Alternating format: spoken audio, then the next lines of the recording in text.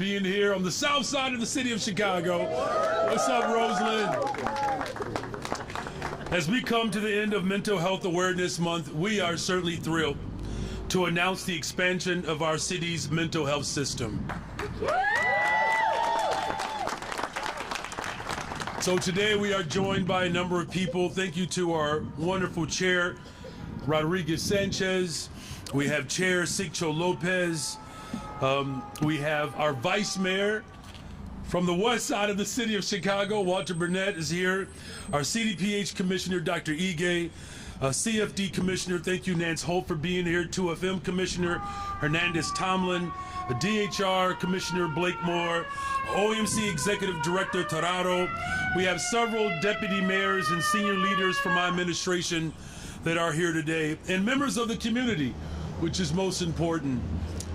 I'm so grateful, though, that there are so many people who recognize the importance of this moment. It's a difficult truth, though, that many residents endure trauma living in our communities, and whether it's from violence, addiction, homelessness, or poverty, that trauma is quite profound. Despite the trauma of these challenges, too few can rely on consistent, affordable, accessible mental health care that they need. Being up here today, it's actually quite personal, though. Today, I can't help but think about my brother Leon, my hero. He was a loving husband and father, a brilliant musician, but he struggled with mental illness throughout his entire life.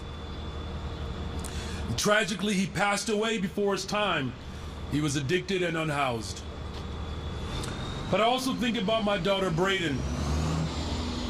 I think about a conversation that we had when she was just 7 years old. Now, I say conversation, but it was really a disagreement. I don't know how often you are in disagreements with the 7-year-olds, but I was in one. And I was trying to tell her something when she turned and said to me, and I'll never forget this, she said, "Daddy, you are triggering me."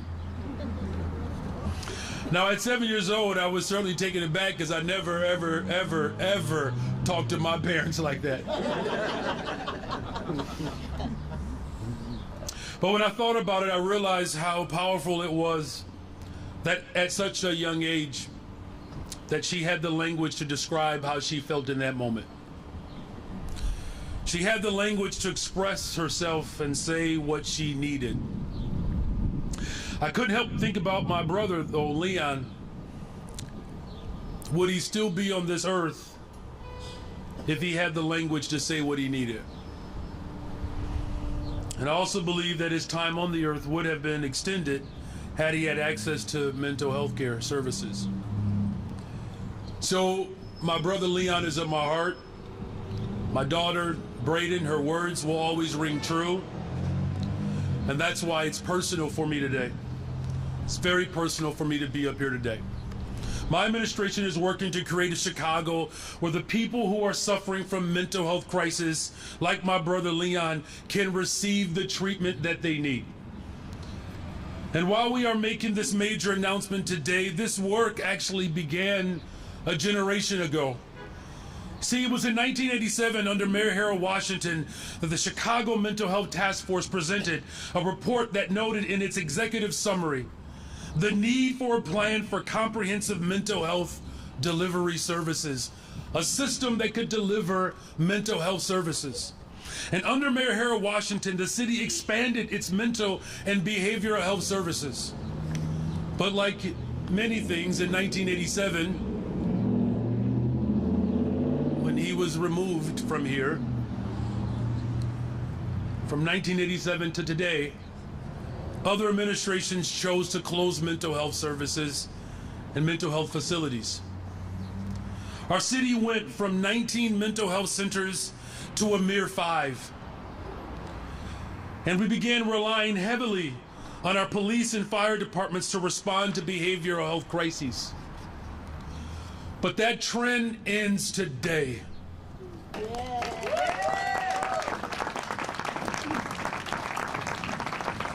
Today, my administration is taking an extraordinary steps to reverse the course and expand our city's system of mental health. We are standing here on the far south side to make it clear that we are prioritizing those who have been left behind and discarded by previous administrations. I'm proud to announce that my administration is going to reopen the Roseland Health Center that was previously shuttered by past administrations.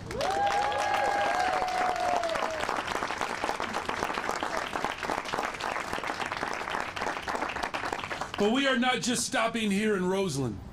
We are going to partner with the Chicago Public Library to offer services at the Legler Regional Library on the west side of Chicago in the Garfield Park community. And we're adding mental health services in the Pilsen neighborhood so that Chicagoans can receive mental health care at the same time that they are coming in for services at the CDPH Lower West Side Vaccine Clinic. Let's give it up for both of those additional neighbors. So these are three new spaces that represent the power of organizing and the power of community. Today is a culmination of a 6-month working group, and this process that has brought the community together, the city, the mayor's office, to create a citywide plan for mental health system expansion. And it is the culmination of over a decade of organizing by fearless individuals who occupied mental health centers trying to save our city's clinics. I'm proud to stand alongside many of those partners and leaders today to present the working group's Mental Health Services Expansion Report. In addition to expanding clinical services, this report outlines our goals for a comprehensive and holistic mental health framework. We are working to ensure our city's care teams are mental health focused, alleviating the over-reliance on CPD and CFD in our mental health crisis response, and ensuring that everyday Chicagoans are aware of the services that we are offering in our respective communities. Over 400 community partners told us that they wanted low barrier access to mental health services in their neighborhoods, as well as to make sure that we are delivering in these spaces. And this year, we will deliver 3 new spaces to the people of Chicago.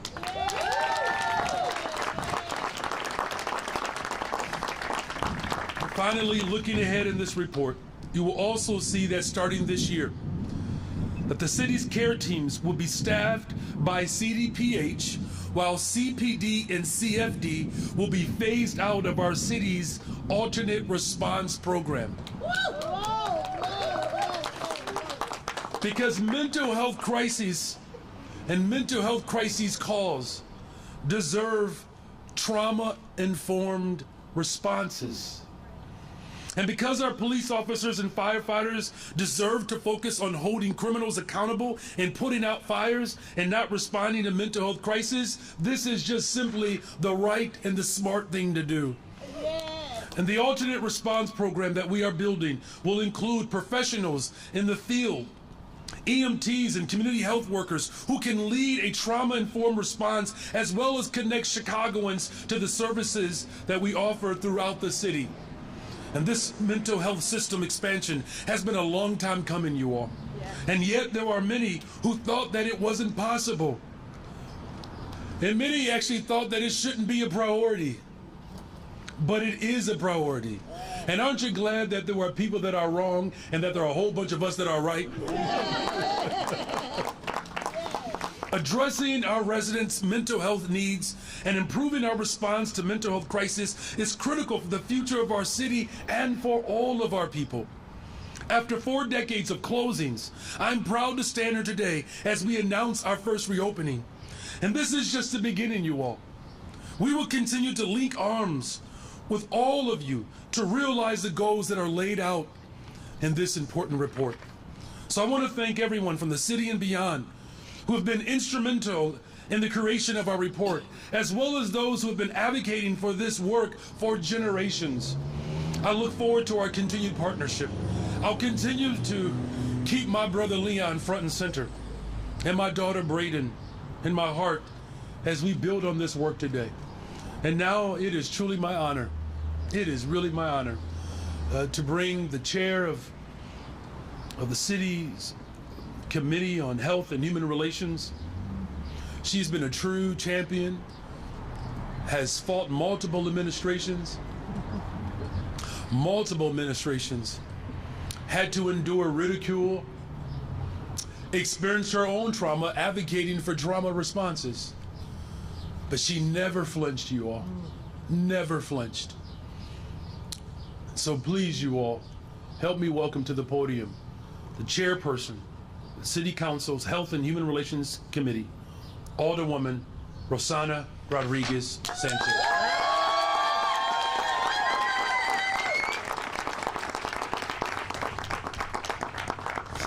It's been a long time.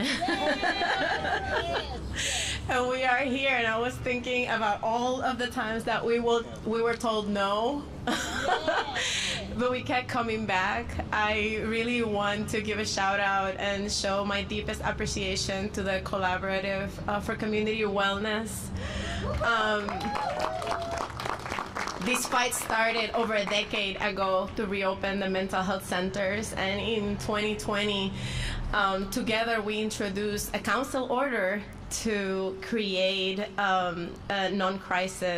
mental health crisis non-police model. And we did it together. And from that time on, we fought like hell to be able to get the kind of care that our communities deserve. And we were told no way too many times. But movement did what movement needed to do, organize. And we organized our hearts out. And now we're here. We are finally reopening some of these mental health centers and creating a comprehensive system so that we can take care of our people as people deserve. I want to dedicate this moment to both Leon, Mayor Johnson's brother, and Irene Chavez. We are going to create the systems of care that are needed to keep people alive. And that is the most important thing. That is our task. I stand here today proud and moved to see our vision of Treatment Not Trauma grow into a thoughtful and detailed plan to deliver public life-saving health care to communities across Chicago.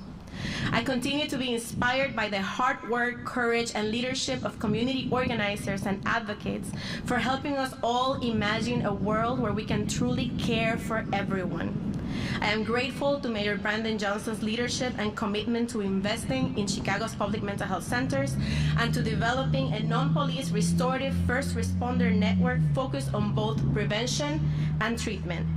It has long been time for our city to meaningfully invest in public programs that provide supportive structures of care for our communities.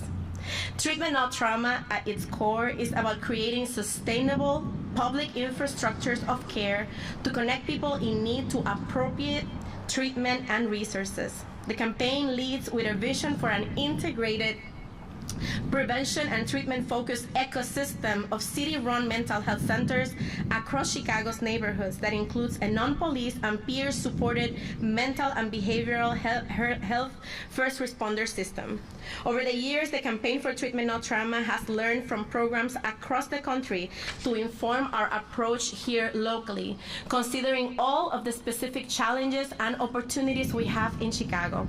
The following report was written in collaboration with organizers, community partners, people with lived experience either working in or receiving care from Chicago's mental health centers, city departments, and staff. And a lot of them are going to look really tired because they have worked around the clock to make sure that we had this report ready. And I appreciate them so much for it. There has been so many late night calls. I'm deeply grateful for it. As we delve into the findings of this report, I invite you to consider not only the progress made, but also the work that lies ahead. Our city stands at a critical juncture, presenting us with an opportunity to build a robust system of mental health care. Your engagement and support are crucial as we strive to build healthier, safer, and more compassionate communities for all. Thank you.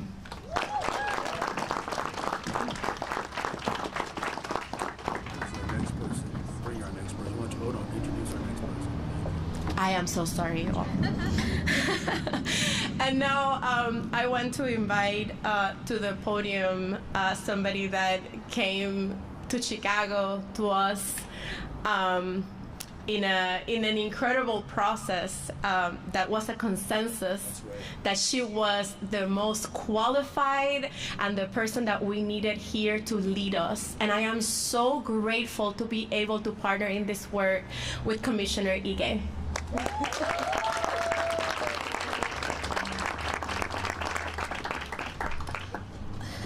To the good people of Roseland and Pilsen and West Garfield, I want to speak to you today. Allow me to be a bit emotional.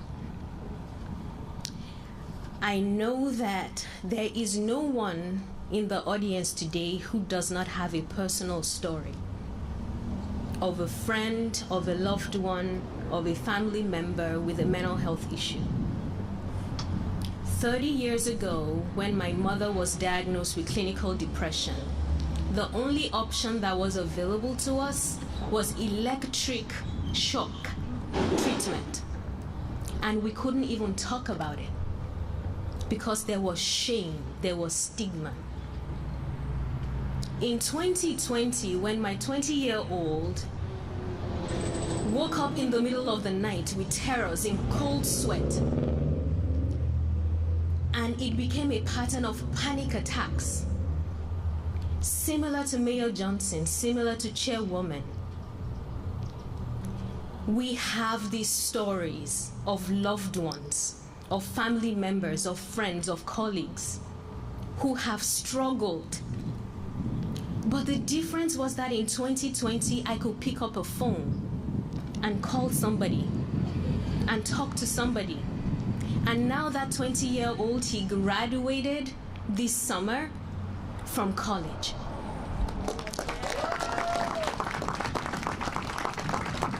I am excited today because the folks that have been in the margins are now in the center.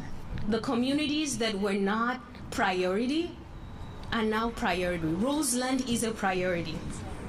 Pilsen is a priority. West Garfield is a priority.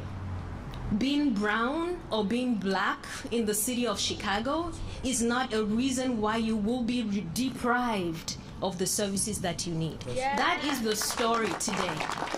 That we chose to come here.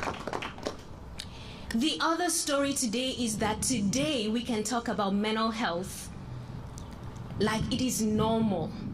We do not have to be ashamed. People who look like me often feel like they cannot acknowledge that they have problems, that they have to weather the storm, they have to struggle through it, they have to power through. And today we're here to tell you, you don't have to do it alone. We are here for you. The Chicago Department of Public Health, we have chosen to come here and bring services here so that you do not have to be ashamed and you do not have to power through and you do not have to walk this journey alone because we have walked the same journeys. What does it mean to bring mental health services to the community of Roseland or Pilsen? What it means is that if you are a mother out there and your children are going through the same thing my children went through, they're having panic attacks, they're not eating, they're locking themselves in the room, they are afraid, they're depressed, they're having problems with substances, help is available and it is right here in your neighborhood. We want folks to know that if you have loved ones that have severe mental illness and they need medication management, we don't know how to use their medication, they don't know who to advise, there is going to be help right here. We want you to know that we're not just bringing therapists, we're going to bring therapists that look like us, that understand our culture. We have hired 19 different people, many of them black and brown, who will serve our communities with compassion. They are culturally competent, they feel it, they know it because they have walked in our shoes. That is what we're bringing here. And we're not doing it halfway. We're doing it well, excellently, because that is what our communities deserve. We are not announcing a location. We're announcing a state-of-the-art, best-in-class services for our community. When this place is done, it is going to be beautiful. I walked with the chairwoman and I said, this is my vision. We want people to experience government. We want people to experience health services that they are proud of, that the community can point to and say, this is ours. And it will be excellent, it will be beautiful, it will be compassionate, it will be culturally appropriate, it will be everything that you want it to be. And we are going to be working with you. So my promise to you is that we are going to take this journey together. We want to invite you to co-create with us. This is just an announcement of a location, but the design and the services and how we relate and how we engage with you, we want that to be done with you and by you. And so I am looking forward to a Chicago where everybody feels seen and heard, where the color of your skin or the money in your pocket doesn't determine the quality of care that you get. And that where everybody feels they can access the health services that they need, including mental health services. Thank you for your partnership, and it is going to be awesome.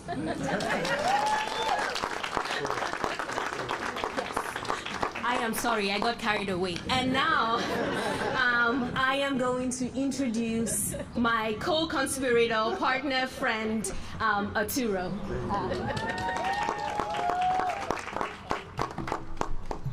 Sorry.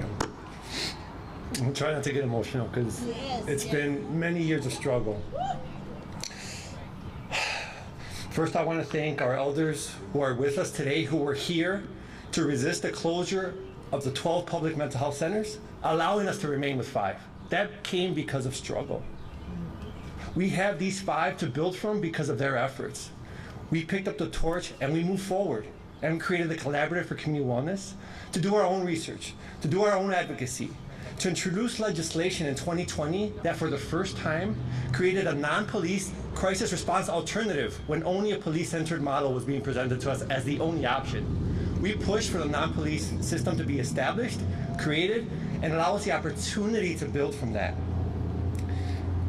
We worked together with our alders who were elected to reopen the public mental health centers, like Alderwoman Rosana, Alderman Byron Cincho Lopez.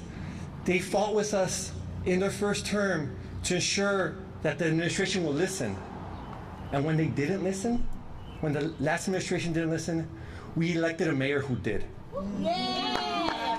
We have a champion who not only listened, but rolled up his sleeves and advocated for us from the 5th floor to ensure that Chicagoans can have access to quality public mental health system that can provide the care that everyone in Chicago deserves, so we could pass that forward to the next generation.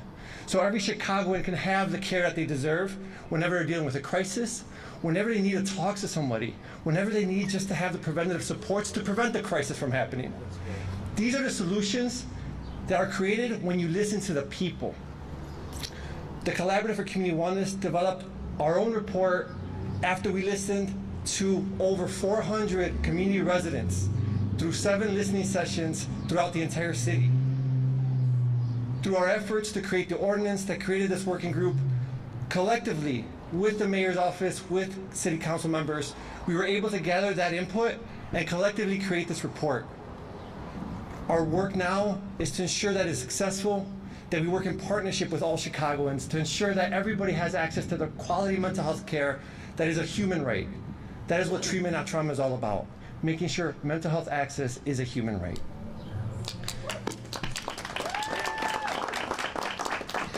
Brevemente en español, para la comunidad que habla español.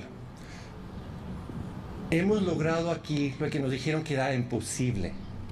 Nos habían dicho que las clínicas de salud mental que se habían cerrado no se podían reabrir.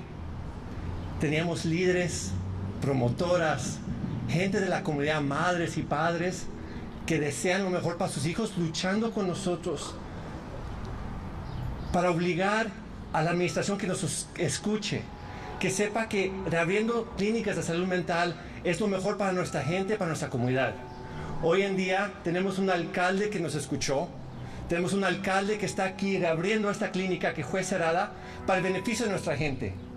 Todos unidos pudimos lograr esto con el apoyo de la colaborativa de Bienestar Comunitario y todas nuestras organizaciones que se unieron para apoyar a nuestros concejales como Byron, como concejal Rosana, para que ellos podrían luchar por nosotros con el apoyo del alcalde para lograr esta meta que tanto esfuerzo nos costó.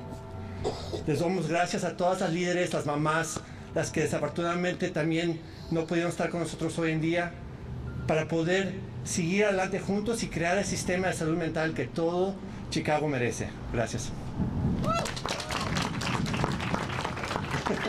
We're all just getting too emotional. We're not doing that. I have the distinct honor to welcome Miss Diane to offer a few words as well.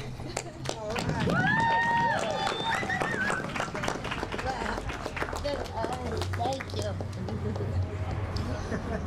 Hello, everyone. Thank you. Good morning. My name is Diane Adams, DIANEADAMS. I am a leader with Southside Together, Organized for Power, and a resident of the 6th Ward. I know firsthand how important access public mental health care is. In '96, my son and my only child was killed. Following his death, I was in a deep depression. In '98, I tried to commit suicide. In 2005, I was in a coma for months. It took years for me to begin to heal. After finding the right therapist, I was able to get the support I need. My therapist gave me my self-esteem back, gave me my confidence back. Through hard work and care, I was able to get my life back. I know that accessible quality mental health care is life-changing and life-saving. I am so glad to be here this morning because with the working group report, we finally have a plan for how to expand the public mental health system. And this plan incorporates the voice of the community. We know the solution that we need. I am hopeful that we will be able to quickly move forward with these community-based solutions that are so needed in our neighborhood. We need everyone to work together to do right by the people of our city. After years of fighting, I've been fighting this for 13 years. Now we have a mayor who was willing to follow through on his promise. At one point in the fight, we had 28 aldermen who said they support keeping the center open. And Ronnie Manuel got aldermen to change their vote. He said he had 50 aldermen and that he only need 25 to do what he wants. When Lightfoot campaigned, she ran on the strength that she was going to reopen the clinic. And once she got in office, she reneged on her promise.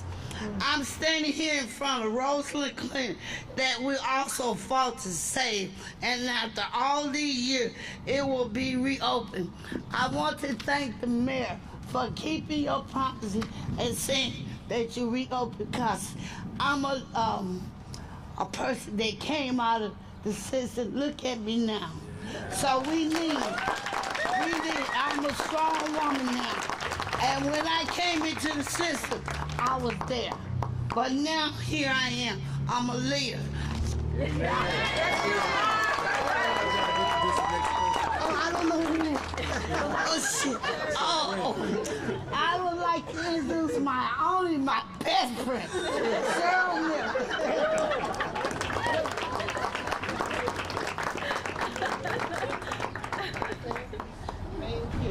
Okay, I owe him an Ashe, so. Yes.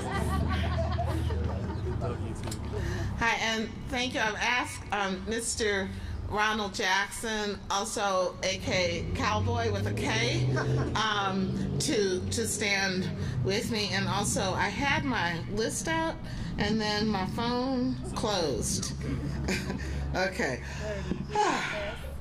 So, How many times have we heard, how many times have we said, when we fight, we win? We have said it, and for 13 years, people said it, and somehow held on to the belief that this day would come when reality denied this ever happening. When we had people saying, oh no, the business of government is to help business. People don't matter. If you take care of business, that takes care of the people. And we have found that's not true, haven't we? When we say, oh, it's okay to have things privatized, it works just as well. It doesn't. STOP got into this fight and helped spearhead the mental health movement. Oh, Southside Together Organizing for Power, as Ms. Diane mentioned, spearheaded the mental health movement when one of our members who was at the Woodlawn Center said, my clinic is being closed. And saying that sparked a movement. And he is not able to attend today. And I would also like to say hands out to people who are here from the mental health movement, Ms. Badana Reingold, Mr. Jackson, and of course, Ms. Diane. I'm sorry, Dr. Judy King, who I was going to credit as being a fighter for the advisory, the Chicago Advisory Mental Health Boards, and also the mental health movement. So some people wear a lot of hats in this movement.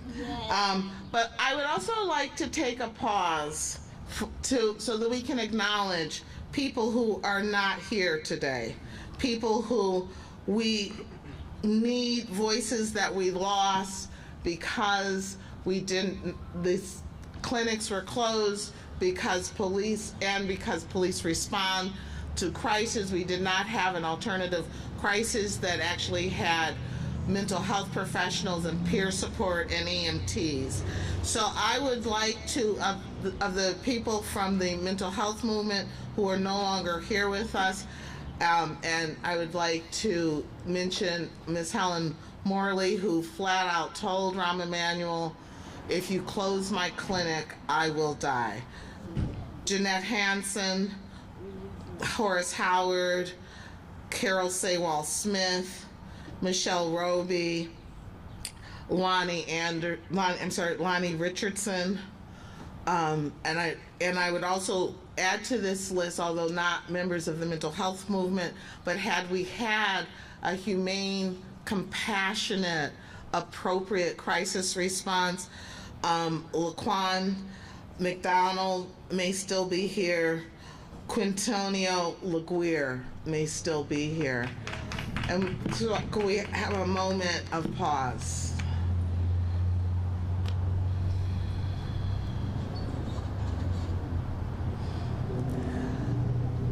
So people, as I mentioned, fighting for these centers put everything on the line. The occupation of the Woodlawn Clinic is well known.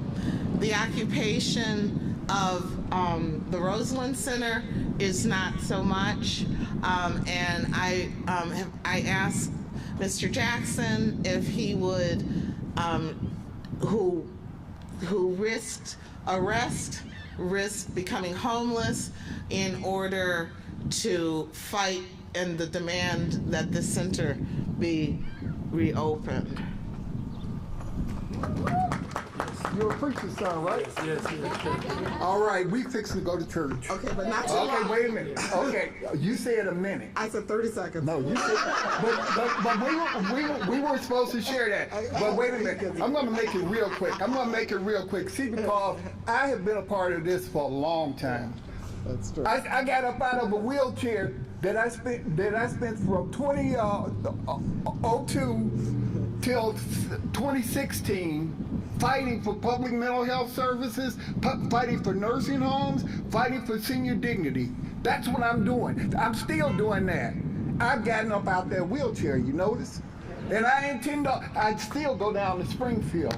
I still lobby for senior dignity. I still fight for mental health. I'm gonna still do it. I hope you're in it with me, but I'm gonna tell you the thing that hurts me most. And I realized the hurt that Leon suffered in the mental health field, and especially those people that are out there fighting every day for the people that are at risk out on the street. I'll tell you like this, I'm out there. I'm out there. I'm spending my time. I'm doing this. From the 28th of the month until the 10th of the month. I'm out there. Narcan is almost, I can do it in my sleep. We've got too many people that's out there suffering from these. And we need people that's out there that's going to actually stand up with us, stand up for us, and most of all, be the voices that say, we're not shutting down anything, we're opening it up. And I would just like to say that Mr. Jackson was known for doing wheelies in his wheelchair during protests and locked up the center, was chained into those revolving doors to block access, and it took quite a lot to be able, so he risked everything at that moment. Oh. It's okay, I know what my job is today. And ironically, the last time I was in the podium with the mayor, he had to remind me of the name of the person I was going to introduce next because it went through my name. And I would like to introduce Adrian from AFSCME.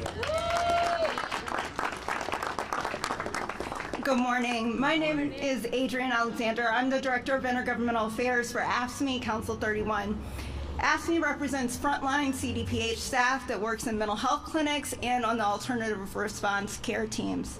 Over the last 3 administrations, we fought hard against the closure of mental health clinics, advocated for investments in the remaining public clinics, and are now glad to have had the opportunity to collaborate with community stakeholders in the mayor's office to think through what the expansion of public mental health services in our city can look like. The mayor's office and CDPH are critical to prioritizing the hiring and retention of CDPH staff. To that end, they have sought, welcomed, and acted on input from our union. Creating new roles in public health means thinking creatively as to how to fill these positions rather than relying on the systems that have left prior programs unable to live up to their potential. AFSCME represented CDPH health workers are skilled, experienced, and dedicated to serving their communities. Ensuring that they have the resources they need to succeed, including adequate staffing levels, training, and safety on the job, is crucial to achieving these goals. By engaging labor and community stakeholders as partners, this report creates a template for expanding care teams and clinics across the city in a sustainable manner. This is only the beginning. We look forward to continued collaboration so we can succeed in expanding services to those in need. Thank you, and I welcome the mayor back. All right. Eventually we'll get it right. Thank you very much, and I'm glad we got it right. And we also have, just one moment for a second, Alderman Ronnie Mosley has joined us from the 21st Ward. Can we give him a round of applause? Thank you. Okay, yes, ma'am. Come on up here, Judy Keene. You know, this is what the community's about. Come on. Go ahead. You want to say a few words here? Yeah. To me or to them? To everyone. To everyone. Okay. Okay. Yeah. You know, I listen to. We don't all have the same story. We have similar stories, and in terms of this mental health movement and advocacy, and some of us sometimes feel erased, and so and I listened to Cheryl mention some of the names, And I just can't stand here and listen to not having mentioned Nadana Carter. Nadana Carter was the leader of the mental health movement. She was a member of our board, and anyway, I didn't hear her. And she wasn't alone. There are just so many people who told their stories, who stood up, and who who demonstrated, and weren't listened to, and anyway, it doesn't seem right to not mention her. Say your name one more time. Nadana Carter. Nadana Carter. And also with her, Mackenzie Jekyll, Percy Smith. I mean, there were just a number of people, but in particular, she was a leader. And the other thing I just want to say is that I'm very pleased with what's happening here. But I also think that if we are going to promote mental health, we also need to look at how we treat each other in this movement, whether we are being inclusive, because some of us have felt that we were not included, even though some of us have been involved in this, that our voice was not valued the same way as others. And so I just want to hope that there are people who are part of the Community Mental Health Board and these other, some who are sitting here who were not invited to some of these sessions, these consults and what have you, and who use the centers. And so if we want to really talk about nothing about us without us, we have to be sure that we include the voices of people who use the centers as much as the people who are writing the papers. Very well. Well, the whole world heard you today, so, all right. Okay, now hold on. We can't turn this into a community town hall meeting just yet. All right, I'll try my best to hear every voice, but I want to make sure we have a little bit of decorum, okay? All right, so we'll have some time if you want to engage. Yep. Hi, Mayor. How are you today? I'm well. Thank you for asking. You're welcome. You mentioned wanting to have this up and running by year's end. Can you walk us through what the estimated costs will be for this project and what your priorities will be over the next few months to ensure that this space will be ready to receive Yeah, as far as the costs are concerned, we'll have somebody run that through to you because that's an extensive presentation and that's actually documented. We can get that to you over the course of the next few years. In fact, as far as the timing is concerned, look, when you neglect the community and you shut down a building, there's work that has to be involved in it. And our deputy mayor for infrastructure is here. I'm happy to have you spend some time with her to have a more substantive conversation around tuck pointing and everything else that has to be done around here. Okay. Hey, Mayor. Hey. What does access look like I'm doing now very fine too. at the trauma-informed centers of care clinics that the city partners with? Will the city continue to also rely on those private nonprofit partners, and how does wait times compare for those private nonprofits to the city clinics? Could you start over? Yeah. So you asked about wait time. You asked about collaboration and partnership. Dr. Ige, please. 1 in 4 Chicagoans have a mental health issue. At this moment, there are over 300,000 Chicagoans waiting for mental health services. The challenge is that each therapist, maybe at maximum, can handle a caseload of 50 because people who need mental health services is not one and done. They stay in care for a long time. So the therapists carry a load which doesn't turn over quickly, and so the ability to take on new patients is reduced.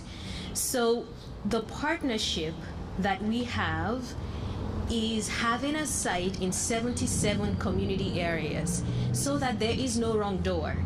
If you are already seeing a doctor for your blood pressure, we want that doctor to be able to screen you for depression or anxiety and be able on that same day book you an appointment in that same location for service.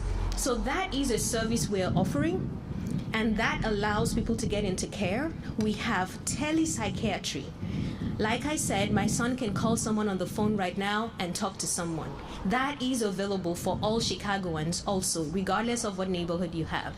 And then this option, in-person, physical location, in the most underserved community, is another option that we have added to the mix. So when we say mental health service expansion, it is all options because there are thousands of people who need our help and they cannot wait. So we have all of those options. We're partnering with the county, we're partnering with the state, we're partnering with the federal government. There's 988 crisis. So every tool that we can have, we're using.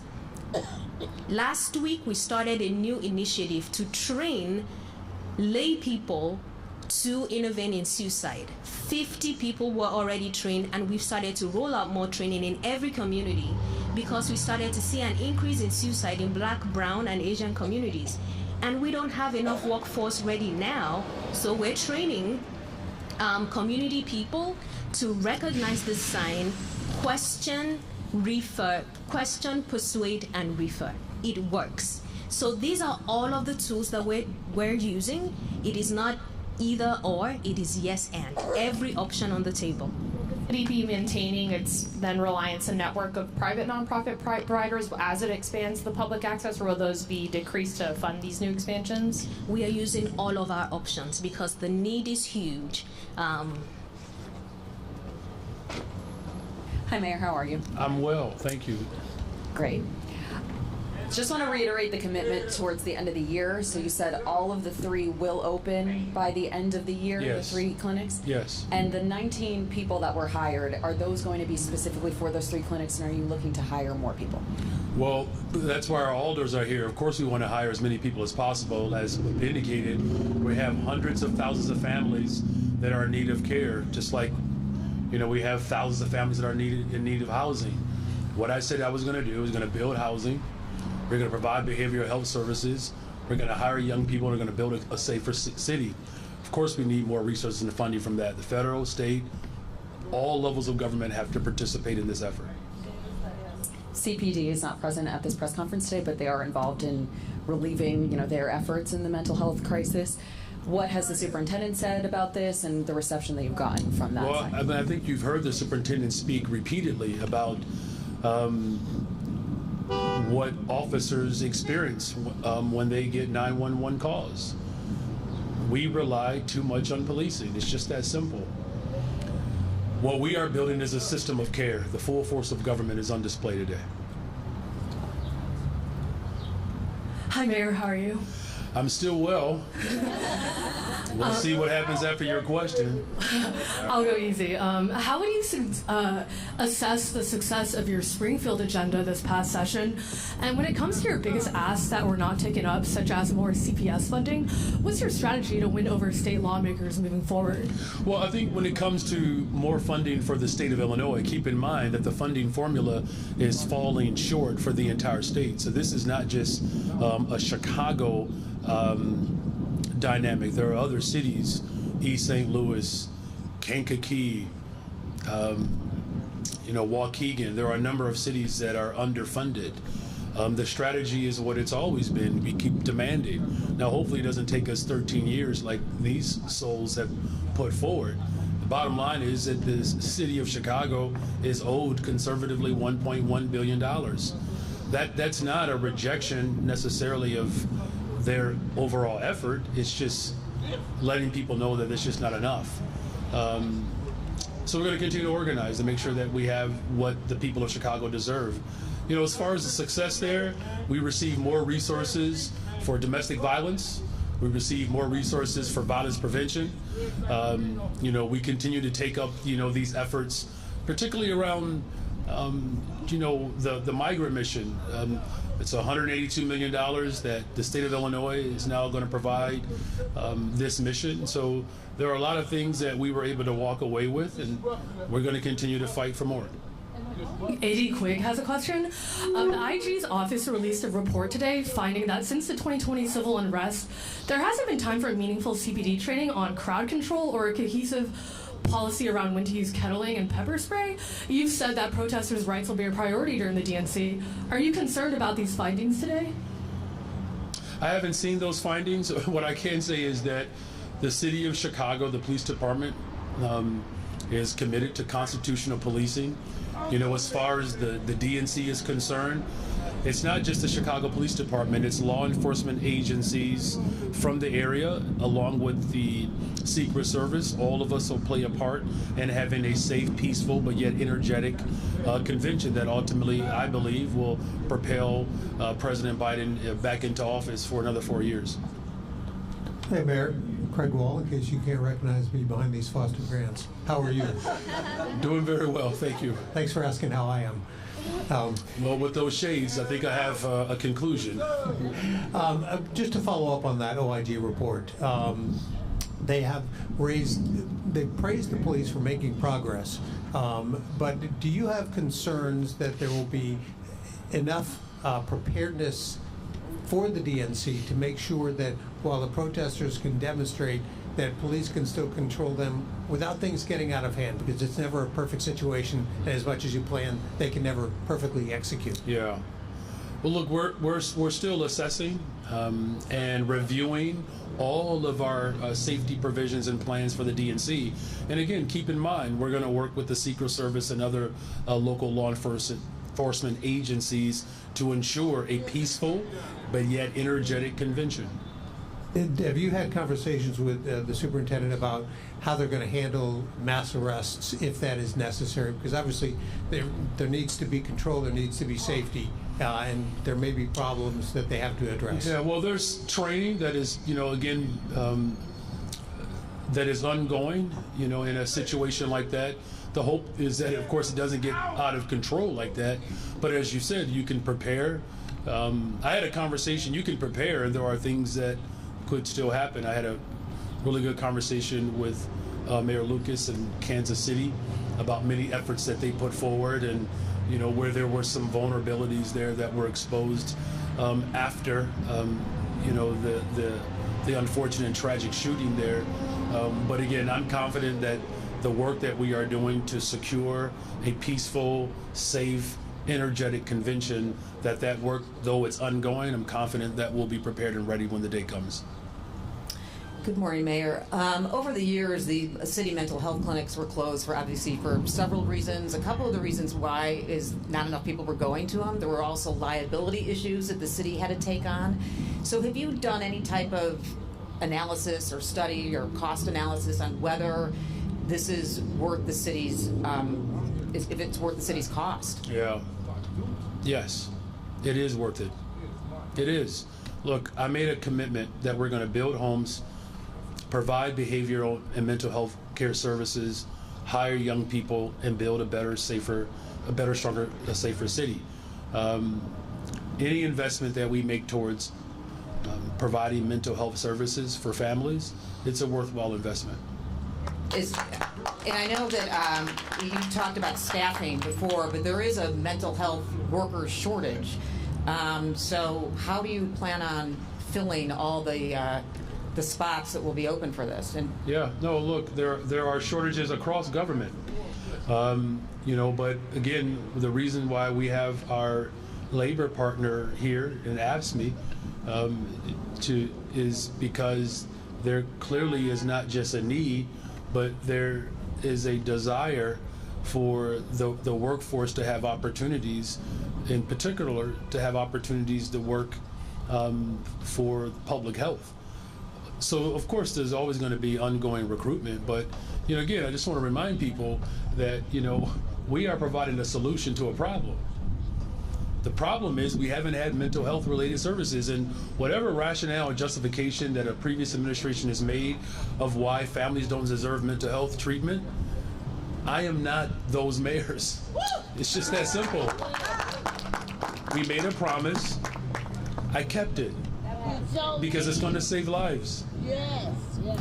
Hey, Mayor, how's it going?